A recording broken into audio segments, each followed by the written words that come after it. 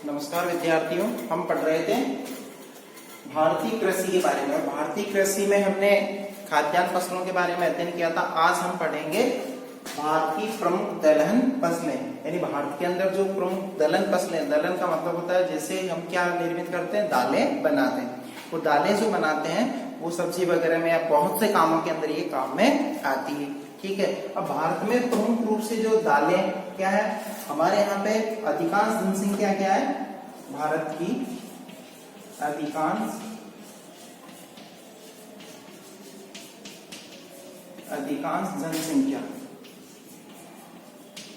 जनसंख्या शाकाहारी। कौन सी है? शाकाहारी। इस वजह से यहाँ पे सबसे ज्यादा क्या खाई जाती है, दालों का उपयोग किया जाता है। हमारे यहाँ पे अधिकांश जनसंख्या शाकाहारी होने की वजह से सबसे ज्यादा किसका इस्तेमाल किया जाता है, दालों का इस्तेमाल किया जाता है। फिर दूसरा है दाल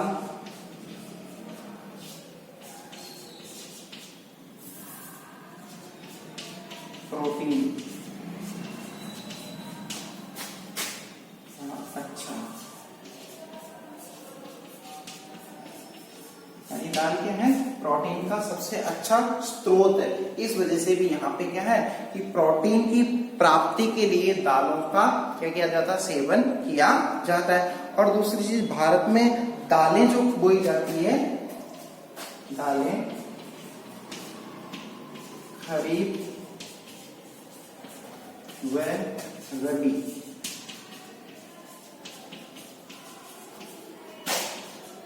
फसलों के साथ, यानी खरीफ व रबी की फसलों के साथ में किसको बोया जाता है, दालों को बोया जाता है।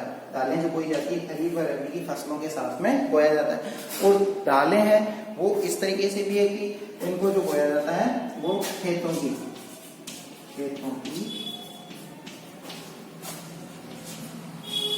उर्वरता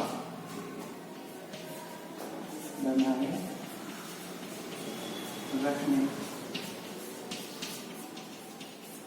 यानी खेतों की उर्वरता यानी उर्वरक क्षमता बनाए रखने के लिए भी दालों को बोया जाता है। और क्योंकि जो दालें जो बोते हैं, जिसमें नाम सुना आपने उड़द की जो दाल है, वो उसको इस वजह से उसकी खेती की जाती है क्योंकि उससे सबसे ज्यादा क्या उत्सर्जित होती है, नाइट्रोजन की मात्रा सबसे ज्यादा होती है।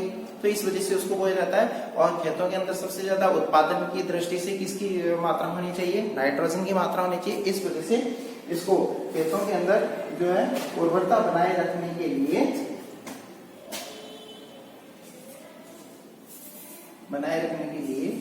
दालें बोई जाती हैं। उर्वरक क्षमता इससे क्या है, बनी रहती है, यानी पैदावार क्षमता बनी रहती है।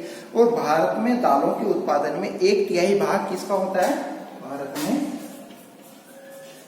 दाल उत्पादन में 1/3 यानी 1/3 हिस्सा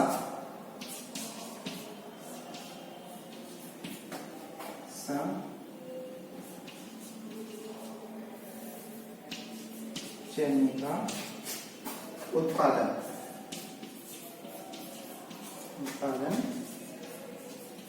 करते हैं।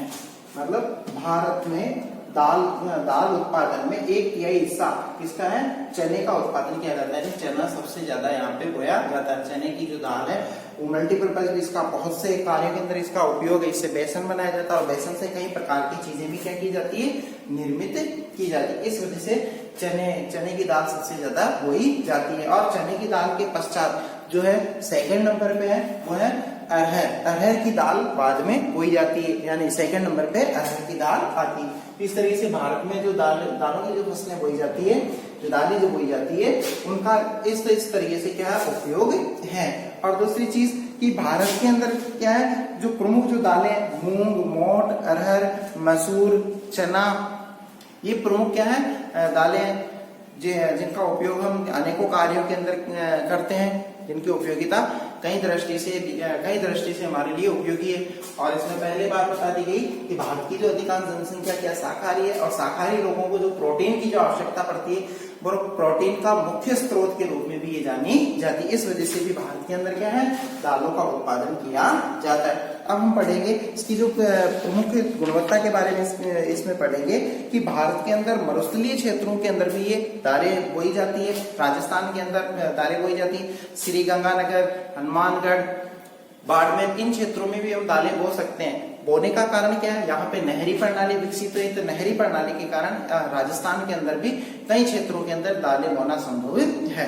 और सबसे पहले हम पढ़ेंगे अब भारत की जो मुद्रादायिनी जो फसलें हैं वह वाणिज्यिक या नकदी फसलों के बारे में हम अध्ययन करेंगे।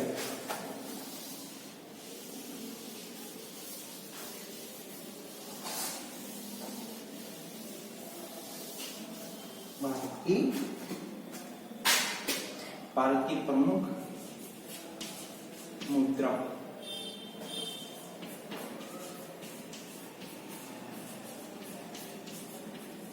मुद्रादायिनी फसलें, या फिर इनको क्या कह सकते हैं, नकदी फसल के रूप में भी ये जानी जाती है, नकदी फसल।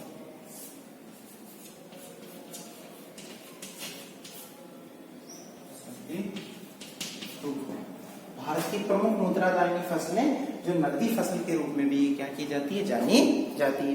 अब मुद्रादायिनी जो फसलें हैं किस तरीके से हमें मुद्रा की प्राप्ति करती है। भारत में कुल कृषि भूमि के 1/4 भाग पर, भारत का जो कुल कृषि भूमि है, भारत की कुल कृषि क्षेत्र का 1/4 भाग है। भारत के जो कुल कृषि क्षेत्र है उसका कितना, 1/4 भाग पर मुद्रादायिनी फसलों का उत्पादन। मुद्रादायिनी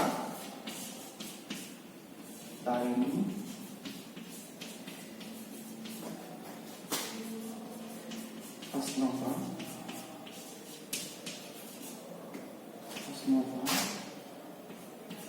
उत्पादन होता है। यानी भारत के कुल कृषि क्षेत्र का कितना, 1/4 भाग है, जिसमें 1/4 भाग के अंदर क्या किया जाता है, मुद्रादायिनी फसलों को बोया जाता है। ये वे फसलें होती है जिनको बेच के डायरेक्ट क्या है हम अर्थ उपार्जन कर सकते हैं। इसमें विशेष तौर से जिसमें सरसों आ गई, चना आ गए, इसको हम बेच के क्या कर सकते हैं, पैसा, कपास आ गया, गन्ना आ गया, ये मुद्रादायिनी फसलों के अंतर्गत आती है। ये फसलें जहाँ किसानों की आय का साधन है, ये फसलें किस रूप में, ये है फसलें किसानों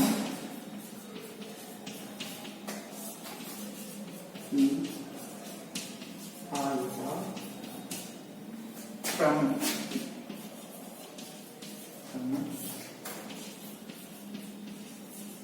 साधन है। ये फसलें किसानों की आय का क्या है, प्रमुख साधन है। यानी इनसे किसानों को क्या प्राप्त होती, इनकम प्राप्त होती। वहीं ये जो उद्योगों को कच्चा माल भी प्रदान करती है, उद्योगों के लिए भी फायदे हैं। यह उद्योगों को कच्चा माल भी उपलब्ध करवाती है। यानी जो यह मुद्रादायिनी जो फसलें हैं ये उद्योगों को कच्चे माल के स्रोत के रूप में भी, यानी कच्चा माल भी उनको क्या करती, उपलब्ध करवाती। तो इस तरीके से भारत की जो प्रमुख मुद्रादायिनी फसलें उनकी क्या क्या योगदान है। योगदान के अंतर्गत देखो, भारत के कुल कृषि क्षेत्र का 1/4 भाग में मुद्रादायिनी फसलों का उत्पादन होता है। ये फसलें किसानों की आय का प्रमुख साधन है। ये उद्योगों को कच्चा माल भी उपलब्ध करवाती। इस तरीके से मुद्रादायिनी जो फसल है उनका ये प्रमुख रूप से क्या होता है, योगदान होता है कृषि के क्षेत्र में, किसानों की आय के लिए भी। अब जो प्रमुख मुद्रादायिनी जो फसलें हैं इनके आप नाम इस तरीके से लिख सकते हो, प्रमुख मुद्रादायिनी फसलें।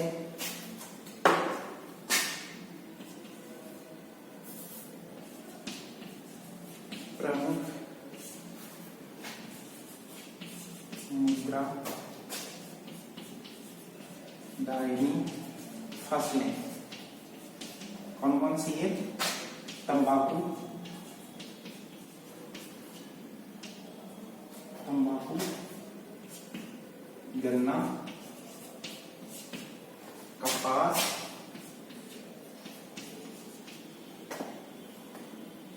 मूंगफली, ये भी मुद्रा लाइन के अंतर्गत आती है, और सरसों आदि, सोयाबीन। तो इस तरीके से प्रमुख मुद्रा लाइनी फसलें हैं जो कि ये अर्थव्यवस्था के अंदर अपना योगदान करती है। इस तरीके से इसको आप उतार लो, जिससे क्या है कि आपके लिए नोट्स का काम करेंगे। ठीक है, ये भारतीय कृषि के अंदर भारत की प्रमुख मुद्रा लाइनी फसलें जो कि नकदी फसल के रूप में भी इनको जाना जाता है। अब हम पढ़ेंगे गन्ना के बारे में, जो पहली जो मुद्रा लाइनी फसल है गन्ना के बारे में, और गन्ने का क्या योगदान है, किस तरीके से गन्ने का कार्य होता है, उसके बारे में हम अध्ययन करते हैं। गन्ना, पहली मुद्रा लाइनी फसल का नाम क्या है? गन्ना। अब देखो जो गन्ना है,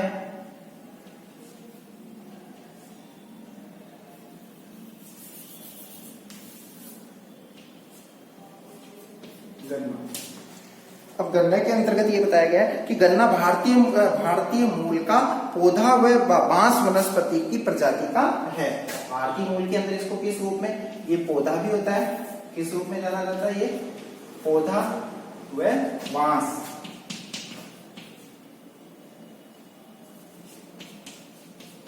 बांस प्रजाति के रूप में, यानी ये बांस के रूप में भी, यानी इससे डंडे भी तैयार किए जाते हैं गन्ने से, यानी पौधा व बांस प्रजाति के रूप में भी इसकी पहचान है। ठीक है, ये बांस के वंशज के रूप में जाना जाता है।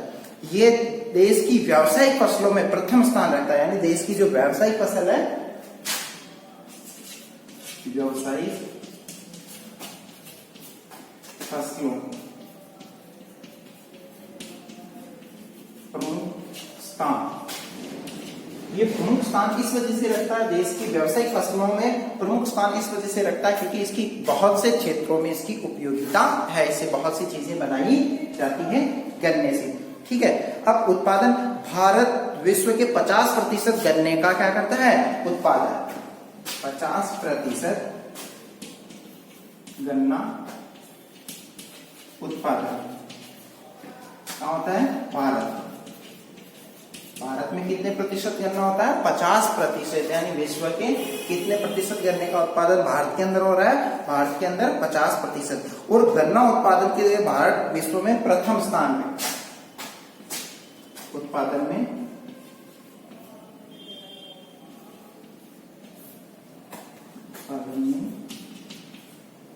विश्व, संसार के अंदर इसका कौन सा स्थान है? भारत का उत्पादन में विश्व में स्थान कौन सा है? प्रथम, यानी प्रथम स्थान के अंतर्गत ये आता है। भारत के अंदर संपूर्ण विश्व के अंदर गन्ना उत्पादन के अंदर भारत का कौन सा स्थान है? प्रथम स्थान है। ठीक है, अब जो गन्ना है उस गन्ने के अंदर 150 से 400 सेंटीग्रेड तापमान कितना होता है इसके लिए?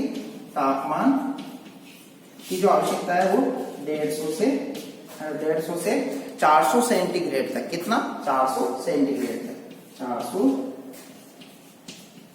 सेंटीग्रेड, इतना तापमान इसके लिए होना आवश्यक है। और दूसरी चीज जो इसके लिए वर्षा है, वर्षा भी इसके लिए अत्यधिक मायने रखती है, जो 100 से 200 सेंटीमीटर तक, कितने? 100 से 200 सेंटीमीटर।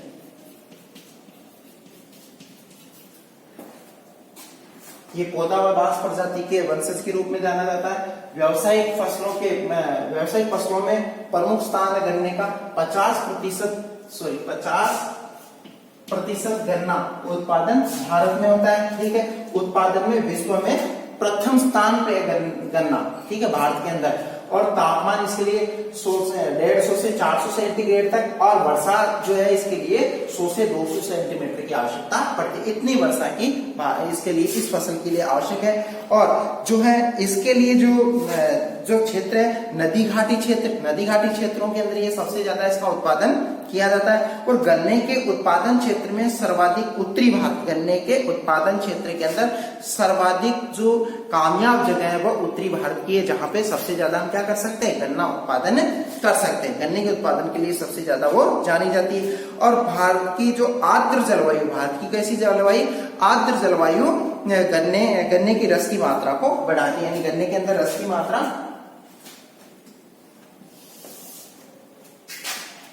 गन्ने में रस की मात्रा, गन्ने में रस की मात्रा आर्द्र जलवायु बढ़ाती है। यानी गन्ने में जो रस की मात्रा जो बढ़ती है वो किसके कारण बढ़ती है, आर्द्र जलवायु के कारण बढ़ती है। आर्द्र जलवायु होती है तो उससे गन्ने के अंदर रस की मात्रा भी बढ़ जाती है। भारत में गन्ने की प्रमुख उत्पादक जो राज्य है, उत्तर प्रदेश है, महाराष्ट्र है, आंध्र प्रदेश है, तमिलनाडु इत्यादि, कर्नाटक है, इत्यादि राष्ट्रों के अंदर क्या है, सबसे ज्यादा गन्ना उत्पादन किया जाता है गन्ने के क्षेत्र के अंदर। और भारत में गन्ने का जो उपयोग है, इसका जो उपयोग है, उपयोग कहाँ किया जाता है, गन्ने का उपयोग गुड़ बनाने में, किसमें किया जाता है, गुड़, चीनी बनाने के अंदर, और खांडसारी उद्योग के अंदर भी इसका क्या है, उपयोग किया जाता है। तो इस जगह इसका उपयोग किया जाता है अल्कोहल बनाने के अंदर, और अल्कोहल के अंदर भी ये काम में आती है। अल्कोहल गन्ने से क्या बनाई जाती है, गुड़ बनाई जाती है, चीनी, खांडसारी, अल्कोहल इत्यादि इस चीजें निर्मित की जाती है गन्ने से। किस तरह से गन्ने की ये प्रमुख उपयोगिता है, इसको आप अपनी नोटबुक के अंदर उतार लें। ठीक है, तो ये गन्ने के बारे में हमने अध्ययन किया। अब नेक्स्ट जो फसल है वो है कपास। दूसरी जो नकदी फसल के बारे में हम अध्ययन करेंगे वो कौन सी है, कपास के बारे में हम अध्ययन करेंगे। कपास की उपयोगिता के बारे में जानेंगे, किस तरह से कहाँ किस तरह से बढ़ती है, उसके बारे में अध्ययन करते हैं।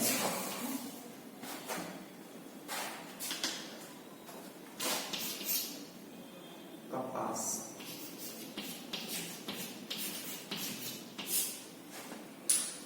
देखो कपास जो है भारत में सूती वस्त्र के प्रयोग के लिए, यानी सूती वस्त्र के प्रयोग के संबंध में उल्लेख है। यानी कपास का उपयोग सूती वस्त्र निर्माण में, यानी कपास का उपयोग सूती वस्त्र निर्माण में उल्लेख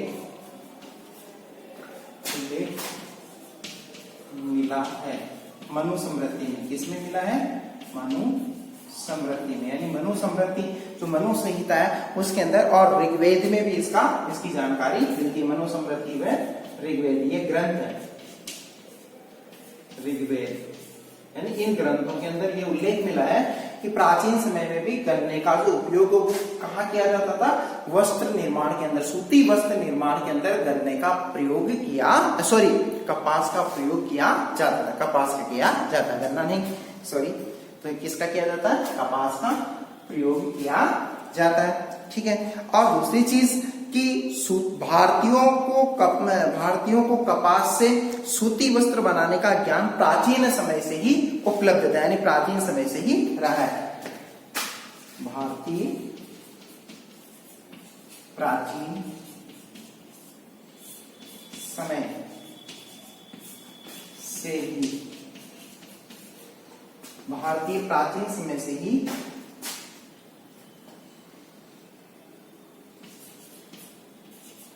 कपड़े बनाने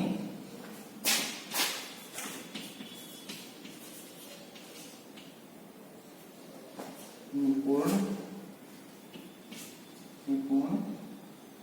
थे, यानी भारतीय पहले से ही निपुण थे। किसके मामले के अंदर, भारतीय जो है प्राचीन समय से ही कपड़े बनाने में निपुण थे, यानी कपड़े बनाने का इनको अच्छा ज्ञान था भारतीय लोगों को। और दूसरी चीज कि यहाँ जो कृषि उत्पादन है भारत के अंदर 6.7% भाग पर कपास की फसल बोई जाती है। कितने प्रतिशत, 6.7% भाग पर कपास उत्पादन। 6.7% भाग पर क्या किसका उत्पादन किया जाता है? कपास का उत्पादन किया जाता है। और इसका किसमें उपयोग किया जाता है? वस्त्र निर्माण के अंदर इसका उपयोग होता है। और दूसरी चीज, इसके लिए जो तापमान की जो आवश्यकता है 200 से इसको बताया गया 350 सेंटीग्रेड। तापमान जो कितना है? तापमान 200 से 350 सेंटीग्रेड,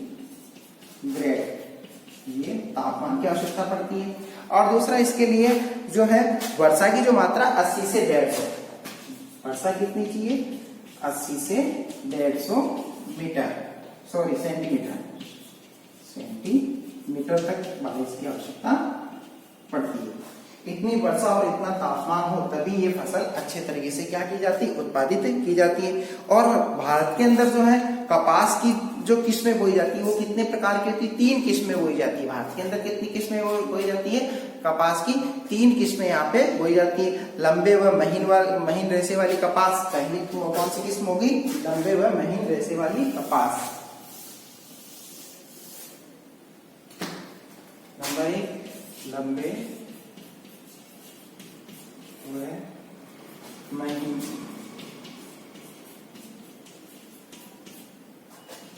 रेशे वाली कपास, ये भारत के अंदर बोई जाती है। फिर दूसरी जो कपास है, दूसरी कपास का नाम है मध्यम रेशे वाली कपास। कौन सी है? मध्यम रेशे वाली कपास, ठीक है। और तीसरी जो कपास है वो छोटे रेशे वाली कपास, छोटे रेशे वाली कपास। 3 इसकी क्या हो गई? ये किस्में हो गई कपास की। दूसरी है छोटे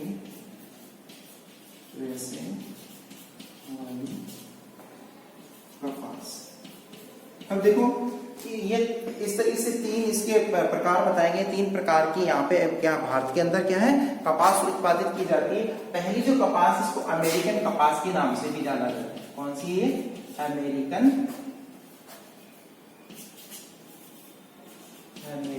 कपास। कौन सी है? अमेरिकन कपास के नाम से भी जानी जाती है।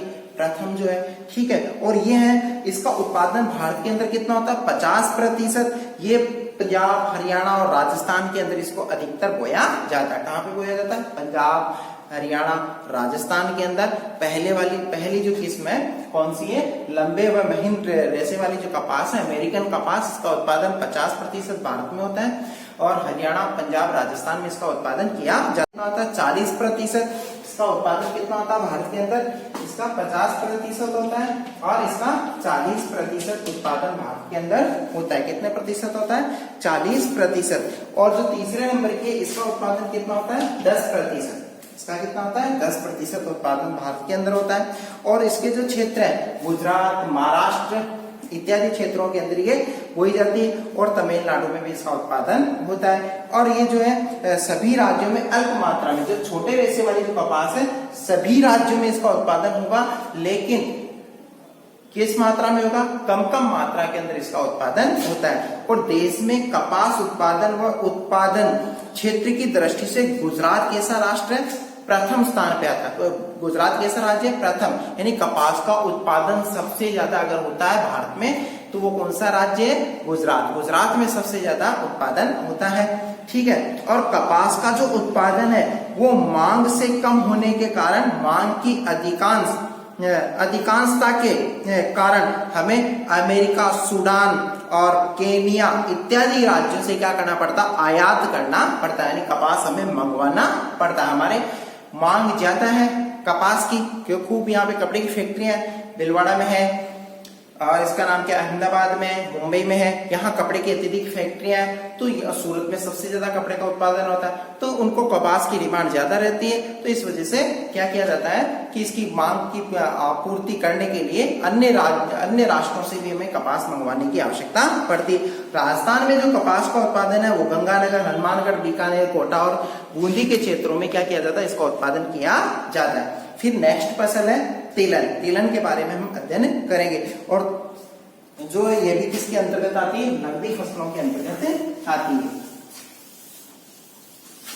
तिलहन।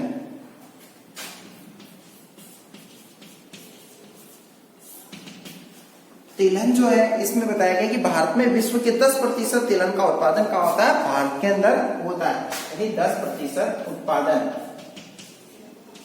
कहाँ पे हो रहा है, भारत के अंदर। तिलहन का जो उत्पादन है भारत के अंदर कितने प्रतिशत हो रहा है, 10% तिलहन का उत्पादन। और ये तिलहन जो फसलें खरीफ की फसल है, कैसी फसल है, खरीफ की। इसके अंतर्गत आती है खरीफ फसल के रूप में, इसके अंतर्गत है खरीफ फसल के रूप में है। और तिलहन की जो मुख्य फसलों के रूप में मूंगफली, सरसों, सोयाबीन, सूरजमुखी, अलसी, अरंडी इत्यादि से क्या निकाला जाता है, तेल निकाला जाता है। ठीक है, और इसका 80% भाग यानी मूंगफली तथा सरसों से सबसे ज्यादा तेल निकाला जाता है। और ये फसलें कुल तिलहन उत्पादन के अंदर 80% भाग का योगदान देती है। ठीक है, तिलहन की फसलें। अब जो प्रमुख जो तिलहन की जो फसलें उनका हम अध्ययन नेक्स्ट क्लास के अंतर्गत करेंगे। धन्यवाद।